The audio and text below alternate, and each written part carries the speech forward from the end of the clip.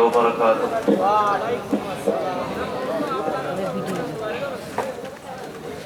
আলহামদুলিল্লাহি ওয়া কাফা ওয়া সালামুন আলা ইবাদিহিল্লাযীনা ইসতাফা, আম্মা বা'দ। সমস্ত প্রশংসা আল্লাহ রাব্বুল আলামিনের জন্য। অগণিত দরুদ এবং সালাম বর্ষিত হোক সর্বকালের সর্বযুগের সর্বশ্রেষ্ঠ মহামানব মুহাম্মদুর রাসূলুল্লাহ সাল্লাল্লাহু আলাইহি ওয়াসাল্লামের উপর, তার পরিবারবর্গ, সাহাবায়ে কেরাম এবং সকল অনুসারী অনুগামীদের প্রতি। আল্লাহুম্মা সাল্লি আলাইহিম, আল্লাহুম্মা বারিক আলাইহিম। আমাদের মুরব্বী একটু আগে অনুরোধ করেছেন যে আমরা আশপাশে যারা দাঁড়িয়ে আছি আমরা অনুগ্রহ করে ভিতরে বসে পড়ি। আমি আপনাদের একদমই পরিচিত মানুষ, প্রতিবেশী মানুষ। আসন্না ট্রাস্ট আর হলো মডার্ন মোড়, মাঝখানে শুধু ছোট্ট একটা নদী, তাই না? তো সেই হিসাবে আপনার প্রতিবেশী মানুষ। আমি নিয়ত করেছি আজকে আল্লাহ রাব্বুল আলামিন তৌফিক দান করলে আজকে কিছু ছোট ছোট আমলের কথা বলবো, যে আমলের মাধ্যমে আমরা দুনিয়া এবং আখিরাতেও উপকৃত হব। দুনিয়াতেও আখিরাতেও কিছু কিছু আমল আমরা করি, এর মাধ্যমে আল্লাহ রাব্বুল আলামিন আমাদেরকে সওয়াব দান করেন, আমরা আখিরাতে এর প্রতিদান পাবো। আর ইসলামে কিছু কিছু আমল এমন যেগুলোর মাধ্যমে আল্লাহ তাআলা দুনিয়াতেও অনেক রহমত বরকত দান করেন। আমরা এরকম কিছু আমলের কথা আজকে আলোচনা করব। আল্লাহ তাআলা আমাকে সহি বলার, আমরা যারা শুনছি আমাদেরকে আমলের নির্দেশনার তৌফিক দান করুন, আমিন। প্রিয় উপস্থিতি, শুরুতেই ছোট্ট ছোট্ট দুইটা গল্প বলি। ধরেন মডার্ন মোড়ের একজন ব্যবসায়ী, ইনি যখন ব্যবসা শুরু করছেন, যেদিন থেকে ব্যবসা শুরু করছেন ওই দিন থেকে টুকটাক বেচা কিনা হচ্ছে, কোনোদিনও হিসাব করেন না।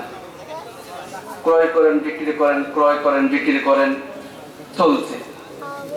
আর একজন ব্যবসায়ী হলো তিনি প্রতিদিন হিসাব করেন, কয় টাকা বিক্রি হলো, কয় টাকা আয় হলো, কয় টাকা ব্যয় হলো। ব্যবসার হিসাব নিকাশ ঠিক রাখেন। বুঝতেছেন? পিছনের বাইরে বুঝতেছেন? তাহলে আমাকে একটু হানা বলে সহযোগিতা করবেন। মাশাআল্লাহ। যে ব্যবসায়ী হিসাব করে আপনার দৃষ্টিতে ওই ব্যবসায়ী ভালো, নাকি যিনি হিসাব করেন না তিনি ভালো? যে লোক হিসাব করে না মনে করেন তার ব্যবসা কয়দিন টিকবে? হিসাব নাই, তার ব্যবসা টিকবে কয়দিন?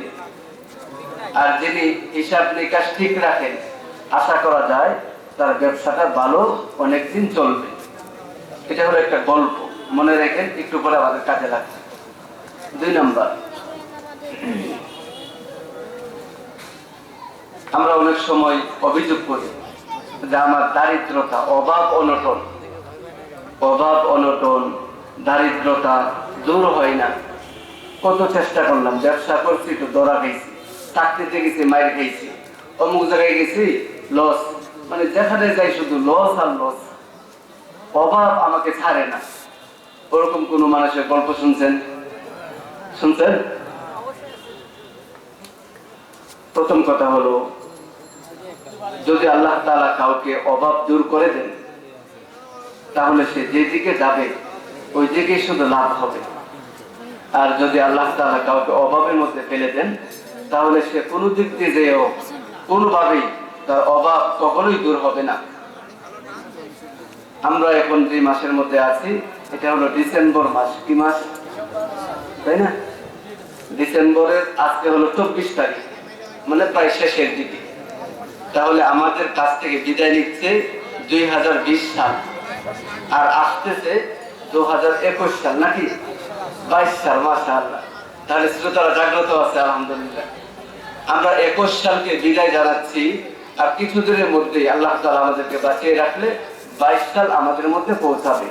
আমরা বলছিলাম একজন সফল ব্যবসায়ীর কথা। সফল ব্যবসায়ী তিনি যিনি হিসাব নিকাশ ঠিক রাখেন। আমরা তো জান্নাতের ব্যবসায়ী। এখন যে ডিসেম্বর মাস, কিছুদিন পরেই যে নতুন বছর শুরু হবে, তাহলে ব্যবসার নিয়ম অনুযায়ী আমার হিসাব করা দরকার যে আমি এই বছর, যে বছরটা আমার গেল 2021 সাল, এই বছরে কি পরিমাণ পাপ করেছি আর কি পরিমাণ নেকি করেছি, কি পরিমাণ ভালো কাজ করেছি আর কি পরিমাণ অন্যায় করেছি, আমি আল্লাহ তাআলার কি পরিমাণ আনুগত্য থেকেছি আর কি পরিমাণ তার অবাধ্যতা করেছি। যদি কোনো মুমিন হিসাব করে তাহলে সে সফল ব্যবসায়ী হবে, দুনিয়াতেও সফল, আখিরাতেও সফল। আল্লাহ রাব্বুল আলামিন সূরা নূরের মধ্যে বলছেন, ওয়াতুবু ইলাল্লাহি জামিআন আইয়ুহাল মুমিনুনা লাআল্লাকুম তুফলিহুন। আল্লাহ তাআলা বলেন, হে মুমিন, তোমরা আল্লাহর দিকে ফিরে এসো, আল্লাহ তাআলার কাছে তওবা করো। যদি তোমরা মুমিন হও, আল্লাহর দিকে ফিরে এসো, আল্লাহ তাআলার কাছে তওবা করো, তোমাদেরকে তিনি সফলতা দান করবেন। দুনিয়ার সবচেয়ে বড় সফলতা হলো ঈমান নিয়ে মৃত্যুবরণ করা। দুনিয়ার সবচেয়ে বড় সফলতা। আর আখিরাতের সবচেয়ে বড় সফলতা হলো জাহান্নাম থেকে মুক্তি পাওয়া, জান্নাত লাভ করা। বুঝতেছেন ভাই? তাহলে কোনো মুমিন, কোনো মুসলমান, তিনি যদি ঈমান নিয়ে মৃত্যুবরণ করতে পারেন তাহলে তিনি দুনিয়াতে সফল মুমিন। আর যদি আখিরাতে আল্লাহ তাআলা তাকে জাহান্নাম থেকে মুক্তি দান করেন, জান্নাত দান করেন যদি, তাহলে সে আখিরাতেও সফল। সূরা হাসর আল্লাহ তাআলা বলছেন, লা ইয়াস্তাবি আসহাবুন নারি ওয়া আসহাবুল জান্নাতি হুমুল ফাইজুন। আল্লাহ তাআলা বলেন, জান্নাতবাসী আর জাহান্নামবাসী কখনোই সমান না। জান্নাতবাসী আর জাহান্নামবাসী সমান হতে পারে না। সফল কাম হবে তারা যাদেরকে আল্লাহ তাআলা জান্নাত দান করবেন। আমি বলছিলাম, সফল ব্যবসায়ী যদি আমি হতে চাই, জান্নাতের সফলতা অর্জন করতে চাই, তাহলে আমার জীবনের হিসাব নিকাশ মিলাইতে হবে। আমি কি পরিমাণ আল্লাহ তাআলা আনুগত্য করেছি আর কি পরিমাণ নাফরমানি করেছি। আমাদের একটা বদ অভ্যাস হলো, কখনো যদি ছোটখাটো কোনো বিপদে পড়ি, তাহলে আমি বলে ফেলি যে আমি নামাজ কালাম করি, এই করি, তা করি, অথচ আমার শুধু বিপদ আর বিপদ। আমার ভাই, আমি ছোট বড় যেখানে যে অন্যায় করেছি আল্লাহ তাআলা দেখছেন, নাকি দেখেননি? তিনি চাইলে ওই স্থানে আমাকে ধরতে পারতেন, ওই স্থানে আমাকে শাস্তি দিতে পারতেন, ওই স্থানে তিনি আমাকে পাকড়াও করতে পারতেন। আল্লাহ তাআলা তখন আমাকে ধরেননি, সুযোগ দিয়েছেন। তো আমরা যদি আল্লাহ তাআলার কাছে তওবা করি, আল্লাহ তাআলার কাছে যদি তওবা করি, তার দিকে যদি ফিরে আসি, তাহলে দুনিয়ার যে লাভটা হবে সেটা হলো আল্লাহ তাআলা দারিদ্রতা দূর করে দিবেন, তাকে ধনী বানিয়ে দিবেন। তাহলে ধনী হওয়ার এক নম্বর আমল হলো তওবা করা, ইস্তিগফার করা, আল্লাহ তাআলার কাছে ক্ষমা চাওয়া। সূরা নূহ আল্লাহ তাআলা বলছেন, নূহ আলাইহিস সালাতু ওয়াস সালামের দাওয়াতের ঘটনা উল্লেখ করে বলেন, ফাকুলতু ইস্তাগফিরু রাব্বাকুম ইন্নাহু কানা গাফফারা ইরসিলিস সামাআ আলাইকুম মিদরারা ওয়া ইউমদিদকুম বিআমওয়ালিন ওয়া বানিনা ওয়া ইয়াজআল লাকুম জান্নাতিন ওয়া ইয়াজআল লাকুম আনহারা। আল্লাহ তাআলা বলেন যে তোমরা আল্লাহর দিকে ফিরে এসো, তার কাছে তওবা করো, তিনি তোমাদেরকে মাফ করে দিবেন। 2 নম্বর হলো ইউরসিলিস সামাআ আলাইকুম মিদরারা, তিনি তোমাদের জন্য আসমান থেকে মুষলধারে বৃষ্টি দিবেন। ওয়া ইউমদিদকুম বিআমওয়াল, আর তিনি তোমাদেরকে সম্পদ বাড়ায় দিবেন। যদি কারো সম্পদ বেড়ে যায়, সে ধনী হয় নাকি গরিব হয়? পিছনে ভাইয়েরা, সম্পদ বেড়ে গেলে ধনী হয় না গরিব হয়? তাহলে ধনী হওয়ার কুরআনুল কারীমের বক্তব্য অনুযায়ী, আল্লাহ তাআলার বাসন অনুযায়ী ধনী হওয়ার 1 নম্বর আমল যেটা আমরা আলোচনা করলাম সেটা হলো তওবা করা।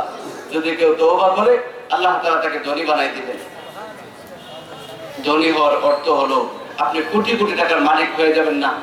ধনী হওয়ার অর্থ হলো আপনি কারো কাছে হাত পাতবেন না, দুনিয়ার কোনো মানুষের মুখাপেক্ষি হবেন না। আমি যেমনই আছি, আমি কারোর দ্বারা যাই না, আমি কোনো দোয়ারে যাই না, আমি কারোর কাছে সাহায্য চাই না, আমি কাউকে ধন্না দেই না। কথা বুঝতেছেন? তাহলে 1 নম্বর আমল হলো আল্লাহ তাআলার কাছে তওবা করা, তাহলে আল্লাহ তাআলা ধনী বানায় দিবেন, দারিদ্রতা দূর হয়ে যাবে। আমরা খুব শর্টকাটে বলবো, তো লম্বা করবো না। 2 নাম্বার, ধনী হওয়ার 2 নাম্বার আমল। কি বলতেছি? ধনী হওয়ার 2 নাম্বার আমল আত্মীয়তার সম্পর্ক বজায় রাখা। রক্তের সম্পর্কের সাথে আত্মীয়তা বজায় রাখা, সুসম্পর্ক বজায় রাখা। রক্তের সম্পর্ক হলো আপন ভাই, আপন বোন। আমার পিতার আপন বোন, আমার পিতার আপন ভাই, তারা হলো আমার নিকট আত্মীয়।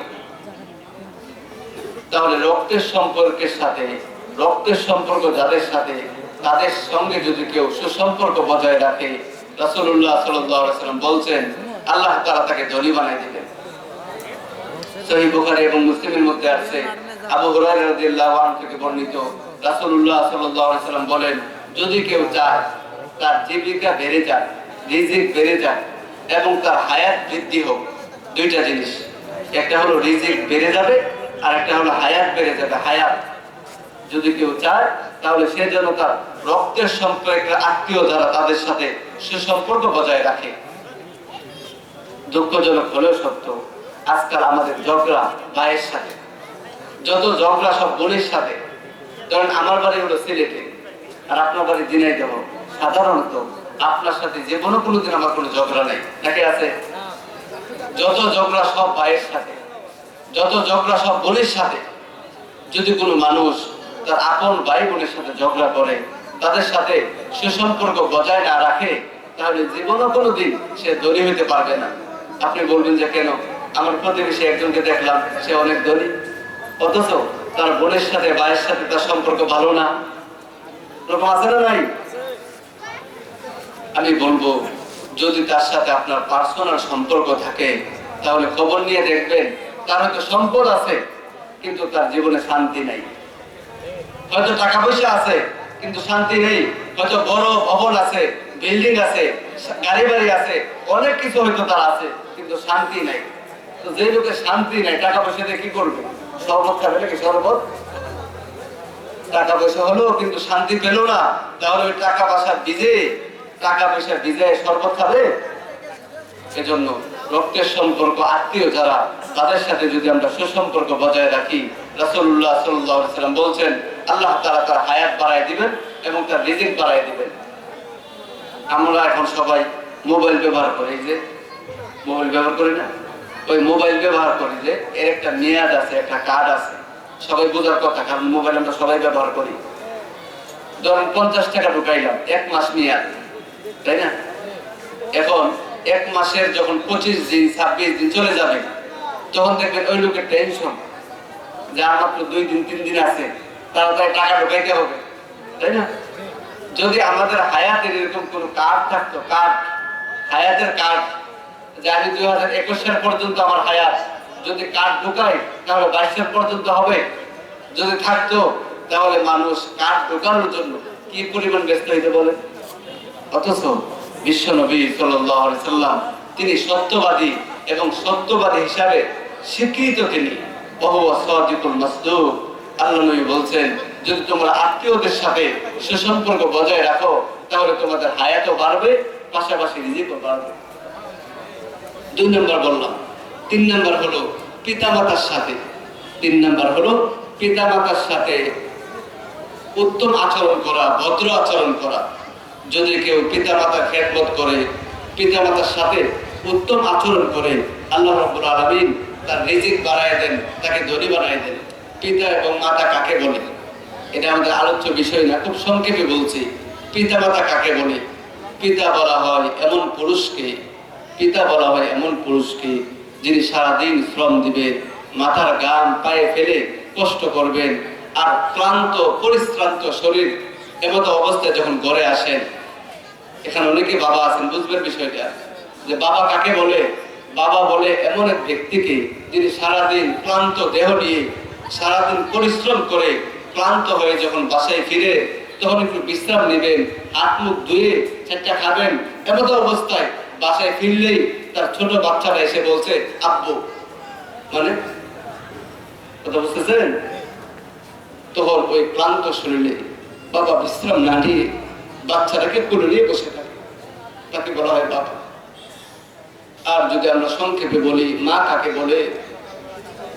মা কাকে বলে যদি সংক্ষেপে বলি, মা বলা হয় এমন একজন মহিলাকে মা বলা হয় যিনি 10 মাস পর্যন্ত তার সন্তানকে পেটে ধারণ করেন, জীবিত একটা মানুষকে পেটে নিয়ে তিনি চলাফেরা করেন।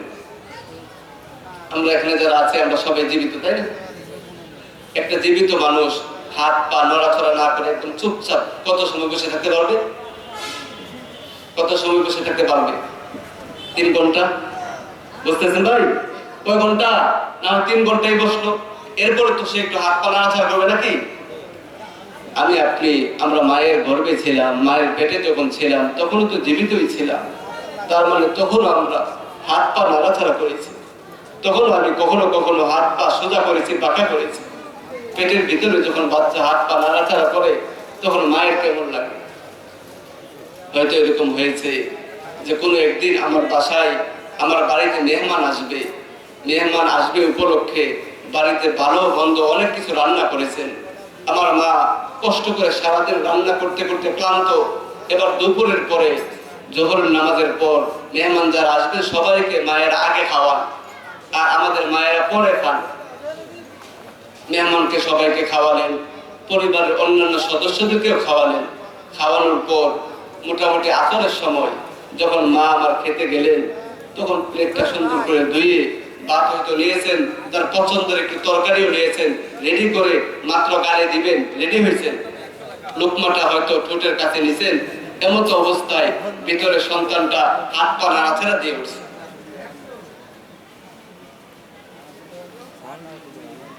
তখন মায়ের পেটে ব্যথা শুরু হয়। ওই রেডি করা খাবার তিনি তখন খাইতে পারেন না, তখন প্লেটটা রেখে চলে আসে। পাশে হয়তো কেউ জিজ্ঞেস করেছিল যে তোমার না খুব ক্ষুধা পেয়েছিল, তুমি এখন খাইতে গিয়েছিলে? তখনও মা এমন হয়, মা এমন মহিলাকে বলে, তখনও মা বলেননি যে আমার সন্তানের কারণে পেটে ব্যথা শুরু হয়েছে, আমি খাবো না। তিনি বলেন যে আমার এখন ভালো লাগছে না, আমি এখন খাবো না।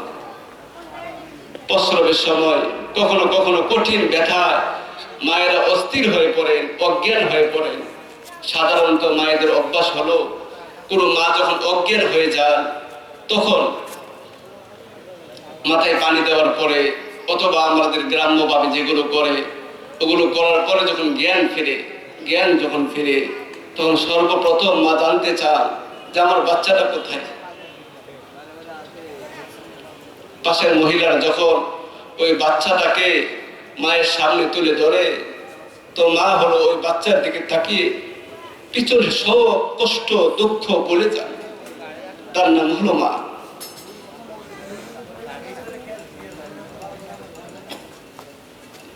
আমার আপনার সৃষ্টিকর্তা যিনি আমাদেরকে সৃষ্টি করেছেন, বানিয়েছেন, তিনি আমাদের সম্পর্কে অনেক ভালো জানেন। আল্লাহ তাআলা সূরা আহকাফের মধ্যে বলছেন, ওয়াসাইনাল ইনসানা বিওয়ালিদাইহি ইহসানা হামালাতুহু উম্মুহু কুরহান ওয়া ওয়াদাআতুহু কুরহা ওয়া হামলুহু ওয়া ফিসালুহু 30 শাহরা।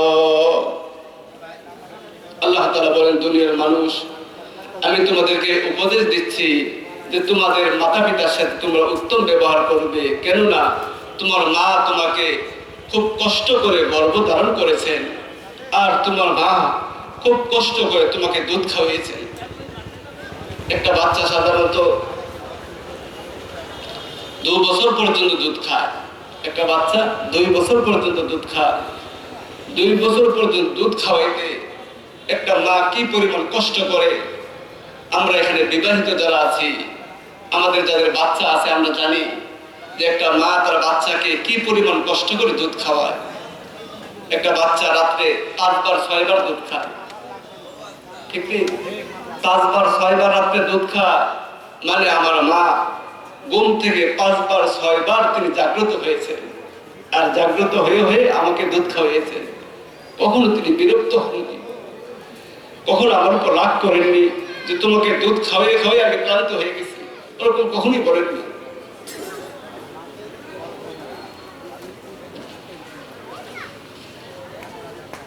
এজন্য সূরা লুকমানের মধ্যে আল্লাহ তাআলা বলছেন, আনিশকুরলি ওয়া লিওয়ালিদাইক, ছেলে মেয়েরা তোমরা আমার শুকরিয়া আদায় করবে আর তোমাদের পিতামাতার শুকরিয়া আদায় করবে। আমারও শুকরিয়া আদায় করবে, পিতামাতার শুকরিয়া আদায় করবে। সূরা বনী ইসরাঈলের মধ্যে আল্লাহ তাআলা বলছেন যে শুধু শুকরিয়া আদায় করবে না, সর্বোত্তম ব্যবহার করবে, পাশাপাশি আল্লাহ তাআলার কাছে দোয়া করবে। আল্লাহ তাআলা শিখিয়ে দিয়েছেন কি করবে তোমরা। وَقَضَى رَبُّكَ أَلَّا تَعْبُدُوا إِلَّا إِيَّاهُ وَبِالْوَالِدَيْنِ إِحْسَانًا إِمَّا يَبْلُغَنَّ عِندَكَ الْكِبَرَ أَحَدُهُمَا أَوْ كِلَاهُمَا فَلَا تَقُل لَّهُمَا أُفٍّ وَلَا تَنْهَرْهُمَا وَقُل لَّهُمَا قَوْلًا كَرِيمًا واخفض لهما جناح الذل من الرحمة وقل رب ارحمهما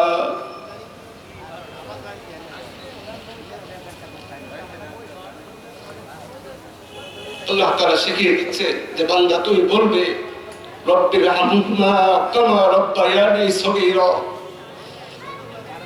তুমি বলবে যে হে আমার রব, আপনি আমার পিতামাতার উপর এমন ভাবে দয়া করুন যেরকম আমি যখন ছোট ছিলাম তারা আমার উপর দয়া করেছে।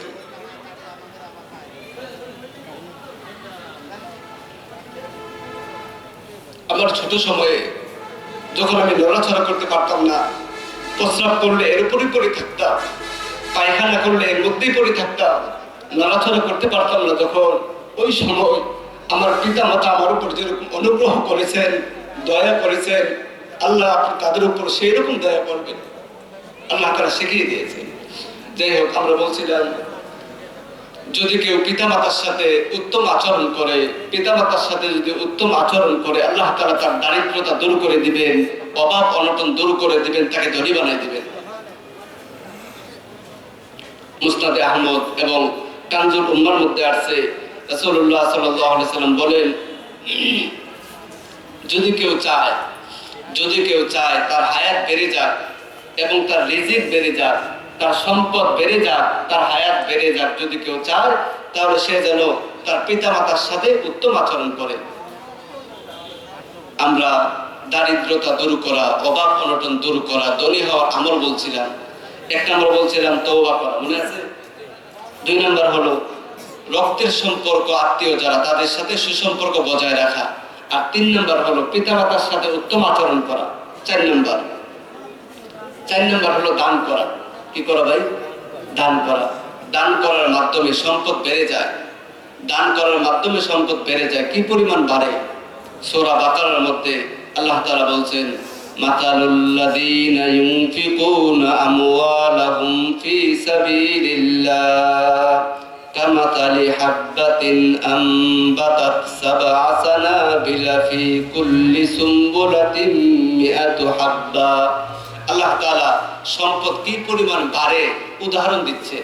আল্লাহ তাআলা বলছেন যে ধরো একটা শস্য দানা, ওই শস্য দানাকে কেউ রোপণ করলো, বপন করলো, লাগাইলে এর থেকে শীষ বের হয়। একটা দানের শীষের মধ্যে কয়টা থাকে? 10টা দান থাকে।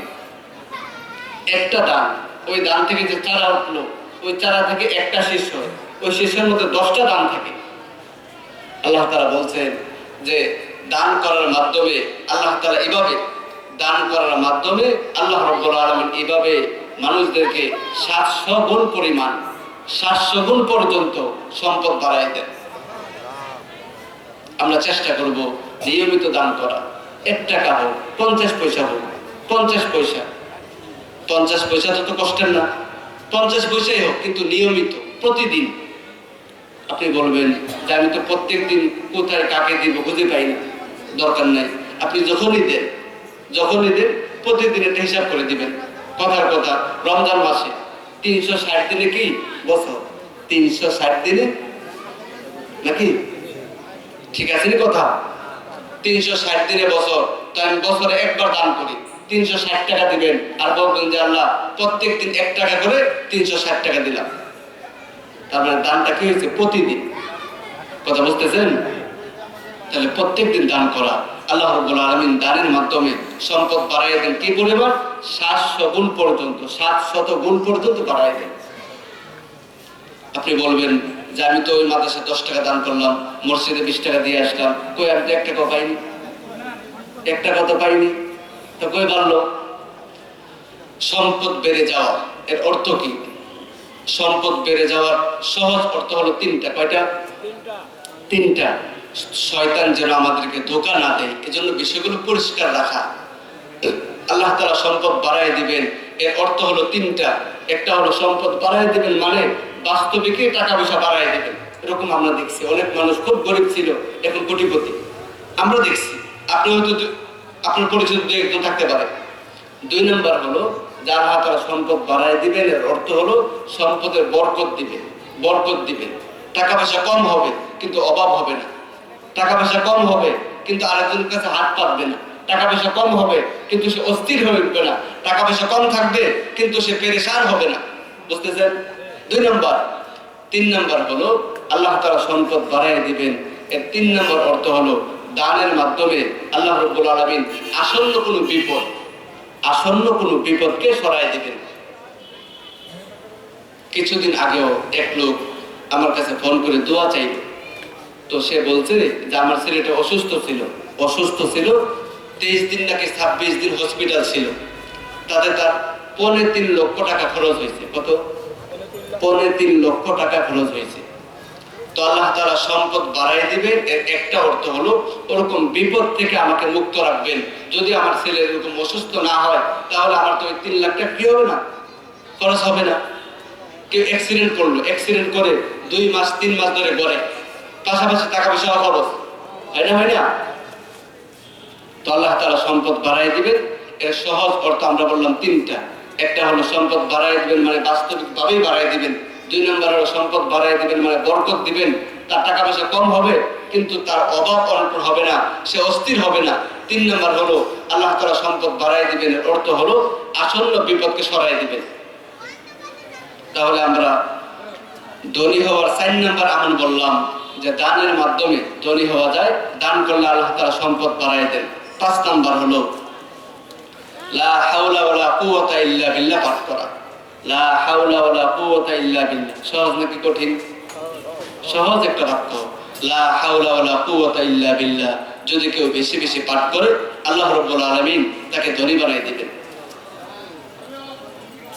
সুনান তিরমিজির মধ্যে আছে, আবু হুরায়রা থেকে বর্ণিত, রাসূলুল্লাহ সাল্লাল্লাহু আলাইহি ওয়াসাল্লাম বলেন, যদি কেউ লা হাওলা ওয়ালা কুওয়াতা ইল্লা বিল্লাহ বেশি বেশি পাঠ করে আল্লাহ তাআলা তাকে 70টা কষ্ট থেকে মুক্ত দিবেন, 70টা কষ্ট দূর করে দিবেন। 70টা জেনে দেওয়ার ভাষায় বলে 70টা বুঝলেন তো? 70 হলো 3 করে 10 নাকি? 3 করে 10টা কষ্ট থেকে আল্লাহ তাআলা তাকে মুক্ত করবেন, 3 করে 10টা কষ্ট সরায় দিবেন। আল্লাহ নবী বলছেন যে এর সর্বনিম্নটা হলো আদনাহা আল ফাকর, এর সর্বনিম্নটা হলো দারিদ্রতা। আল্লাহ তাআলা 70টা কষ্ট দূর করে দিবেন, এর সর্বনিম্নটা হলো দারিদ্রতা। তাহলে যে ব্যক্তি লা হাওলা ওয়ালা কুওয়াতা ইল্লা বিল্লাহ বেশি বেশি পড়বে আল্লাহ তাআলা তার দারিদ্রতা অভাব অনটন দূর করে দিবেন। মুসনাদ আহমদের মধ্যে আছে, আবু হুরায়রা থেকে বর্ণিত, রাসূলুল্লাহ সাল্লাল্লাহু আলাইহি ওয়াসাল্লাম বলেন, যে ব্যক্তি লা হাওলা ওয়ালা কুওয়াতা ইল্লা বিল্লাহ বেশি বেশি পড়বে আল্লাহ তাআলা তাকে 99টা রোগ থেকে মুক্তি দিবেন। 99টা রোগ থেকে মুক্তি দিবেন। আপনারা বুঝতেছেন? সুবহানাল্লাহ কোন আলহামদুলিল্লাহ কোন কিছু না। 99টা রোগ মানে এক রোগ হলে মানুষের কি হয়, আর সেখানে 99টা রোগ, এক কম 100টা রোগ থেকে আল্লাহ তাআলা তাকে মুক্তি দিবে। ওই ছোট্ট সহজ একটা বাক্য শুধু সে পড়বে, লা হাওলা ওয়ালা কুওয়াতা ইল্লা বিল্লাহ, তো আল্লাহ তাআলা 99টা রোগ থেকে মুক্তি দিবেন। আল্লাহ নবী বলছেন আদনাহা আইসারুল হাম, এর মধ্যে সর্বনিম্নটা সবচেয়ে সহজটা হলো দুশ্চিন্তা থেকে আল্লাহ তাআলা মুক্তি দিবেন। ওই 2টা হাদিসকে যদি আমরা যোগ করি তাহলে এক হাদিস অনুযায়ী লা হাওলা ওয়ালা কুওয়াতা ইল্লা বিল্লাহ বেশি বেশি পড়ার মাধ্যমে আল্লাহ তাআলা 99টা রোগ থেকে মুক্তি দিবেন। এর একটা হলো দুশ্চিন্তা, আর আরেক হাদিস অনুযায়ী 70টা কষ্ট থেকে মুক্তি দিবেন। এর সর্বনিম্নটা হলো দারিদ্রতা। একটা লোকের কাছ থেকে যদি অভাব অনটন দূর হয়ে যায়, আর যদি তার মধ্যে দুশ্চিন্তা না থাকে, বলে ফেলছে উনি যে অভাব নাই তার, আর তার দুশ্চিন্তা নাই, তাহলে আর তার নাই কোনটা বলতো? যে লোকের অভাব নাই, পাশাপাশি দুশ্চিন্তা নাই, দুশ্চিন্তা তার আর নেই কোনটা? বুঝতেছেন? নেই কোনটা? এজন্য লা হাওলা ওয়ালা কুওয়াতা ইল্লা বিল্লাহ বেশি বেশি পড়া, মানে দৈনিক কমপক্ষে 100 বার, দৈনিক কমপক্ষে 100 বার। সহিহ বুখারীতে আসছে রাসূলুল্লাহ সাল্লাল্লাহু আলাইহি ওয়াসাল্লাম বলেন, লা হাওলা ওয়ালা কুওয়াতা ইল্লা বিল্লাহ কানজুন মিন কুনুজিল জান্নাহ। লা হাওলা ওয়ালা কুওয়াতা ইল্লা বিল্লাহ এই বাক্যটা হলো জান্নাতের ভান্ডার, জান্নাতের খনি সমূহের মধ্য থেকে একটা খনি। জান্নাতের খনি, খনি কাকে বলে? ধরেন তেলের খনি, স্বর্ণের খনি, কয়লার খনি, এরকম খনি আছে না? তো তেলের খনির মধ্যে কয় মণ তেল আছে কেউ জানে না। মানে খনি বলা হয় এমন এক স্থানকে যেখানে এই বস্তুটা অপরিমিত আছে, হিসাব ছাড়া পরিমাণ আছে, অপরিমিত। অপরিমিত যে ভান্ডার, ওই ভান্ডারকে বলা হয় খনি। আল্লাহ নবী বলছেন লা হাওলা ওয়ালা কুওয়াতা ইল্লা বিল্লাহ, এটা হলো জান্নাতের খনি। এজন্য আমরা চেষ্টা করব যে দৈনিক কমপক্ষে 100 বার লা হাওলা ওয়ালা কুওয়াতা ইল্লা বিল্লাহ পাঠ করব।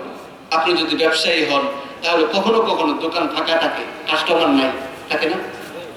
ওই সময় পড়ে নিবেন। অথবা কথার কথা যদি সুযোগ না পান, তাহলে নামাজের সময় ভাগ করে নেন যে প্রত্যেক নামাজের পরে আমি 20 বার পড়ব, প্রত্যেক নামাজের পরে 20 বার। তাহলে 5 ওয়াক্ত নামাজ, 5 বিশে কত হবে? 100 হবে। তো 100 বার লা হাওলা ওয়ালা কুওয়াতা ইল্লা বিল্লাহ পড়া, ওটা জটিল কঠিন কোনো কাজ না, যে কেউ চাইলেই পারবে। আল্লাহ তাআলা আমাদের তৌফিক দান করুন, আমিন। 6 নম্বর, ধনী হওয়ার 6 নম্বর আমল, ধনী হওয়ার 6 নম্বর সহজ একটা আমল হলো সুবহানাল্লাহি ওয়া বিহামদিহি সুবহানাল্লাহিল আযীম বলা। সুবহানাল্লাহি ওয়া বিহামদিহি সুবহানাল্লাহিল আযীম। আমরা সবাই পারি, পারি না? খুব সহজ একটা দোয়া, সুবহানাল্লাহি ওয়া বিহামদিহি সুবহানাল্লাহিল আযীম। এই যুবক পারেন সুবহানাল্লাহি ওয়া বিহামদিহি সুবহানাল্লাহিল আযীম। যদি কেউ এই দোয়াটা বেশি পরিমাণে পড়ে, বেশির সর্বনিম্ন পরিমাণ, বেশি এর সর্বনিম্ন পরিমাণ হলো 100। যেমন ধরেন 100 থেকে 200 বেশি, 200 থেকে 2000 বেশি, 2000 থেকে 5000 বেশি, মানে বেশির শেষ নেই, বেশির কোনো শেষ নেই।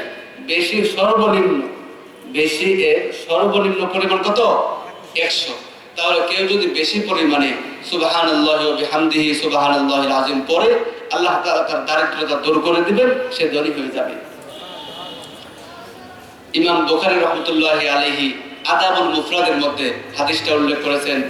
রাসূলুল্লাহ সাল্লাল্লাহু আলাইহি ওয়াসাল্লাম বলেন, আল্লাহর নবী নূহ আলাইহিস সালাম, আল্লাহর নবী নূহ আলাইহিস সালাতু ওয়াস সালাম তার ছেলেকে বলছেন যে আমি তোমাকে 2টা উপদেশ দিচ্ছি, 2টা জিনিস করতে বলতেছি, আর 2টা জিনিস থেকে নিষেধ করছি। 2টা জিনিস করতে বলছি আর 2টা জিনিস থেকে নিষেধ করছি। যে 2টা জিনিস তুমি করবে, এর একটা হলো লা ইলাহা ইল্লাল্লাহ, বেশি বেশি পড়বে লা ইলাহা ইল্লাল্লাহ। আমরা এটাকে কালিমা তাইয়্যিবা বলি, কালিমা তাইয়্যিবা সবাই পারি, লা ইলাহা ইল্লাল্লাহ। আল্লাহর নবী নূহ আলাইহিস সালাতু ওয়াস সালাম বললেন যে কেননা তুমি এই বাক্যটা বেশি বেশি পড়বে, কেননা 7 আসমান 7 জমিন এর মধ্যে যা কিছু আছে সব কিছুকে যদি এক পাল্লায় রাখা হয়, আর লা ইলাহা ইল্লাল্লাহকে যদি এক পাল্লায় রাখা হয়, তাহলে লা ইলাহা ইল্লাল্লাহ পাল্লা ভারী হবে। রাসূলুল্লাহ সাল্লাল্লাহু আলাইহি ওয়াসাল্লাম বললেন, জাদ্দিদু ঈমানাকুম, জাদ্দিদু ঈমানাকুম, তোমরা তোমাদের ঈমানকে নবায়ন করো, ঈমানকে নবায়ন করো। সাহাবায়ে কেরাম বললেন, কাইফা নুজাদ্দিদু ঈমানানা ইয়া রাসূলুল্লাহ, হে আল্লাহর নবী আমরা ঈমানকে নবায়ন করব কিভাবে? আল্লাহর নবী বললেন, আকসিরু মিন কাউলি লা ইলাহা ইল্লাল্লাহ, তোমরা লা ইলাহা ইল্লাল্লাহ বেশি বেশি পড়ো। বিশেষ করে আমার সামনে যারা মুরব্বীরা আছেন, সাদা দাড়িওয়ালা বাবাজি যারা আছেন, আমি আপনাদেরকে অনুরোধ করব যে দৈনিক কমপক্ষে লা ইলাহা ইল্লাল্লাহ দৈনিক কমপক্ষে 100 বার পড়বেন। লা ইলাহা ইল্লাল্লাহ দৈনিক কমপক্ষে 100 বার পড়বেন। যারা এই কালিমা বেশি বেশি পড়বে, আল্লাহ তাআলার ইচ্ছায় তাদের মৃত্যু হবে ঈমানের সাথে, ঈমানের সাথে তাদের মৃত্যু হবে। কিয়ামতের দিন আরশের ছায়া পাবে, তারা তাদের চেহারাটা উজ্জ্বল হবে। আমরা সবাই পড়ার চেষ্টা করব, বিশেষ করে বললাম মুরব্বী যারা সাধারণত একটু বেশি অবসর থাকে, জিকির আজকারের একটা সুন্দর সময় তাদের। নূহ আলাইহিস সালাতু ওয়াস সালাম বললেন, আর দুই নাম্বার আমি তোমাকে বলছি যে তুমি বেশি পরিমাণে সুবহানাল্লাহি ওয়া বিহামদিহি সুবহানাল্লাহিল আযীম পড়বে। কেন না আল্লাহ তাআলা যত মাখলুকাত, যত প্রাণী, আল্লাহ তাআলার যত মাখলুকাত আছে, যত প্রাণী আছে, সকল প্রাণীরা সুবহানাল্লাহি ওয়া বিহামদিহি সুবহানাল্লাহিল আযীম এই বাক্যের মাধ্যমে রিজিক লাভ করে। আমাদের দেশে যারা চড়ুই পাখি বুঝেন, ছোট ছোট পাখি, চড়ুই পাখি, ওই চড়ুই পাখির দোকান আছে কয়টা মডার্ন মোড়ে? চড়ুই পাখির দোকান কয়টা? একটাও নাই।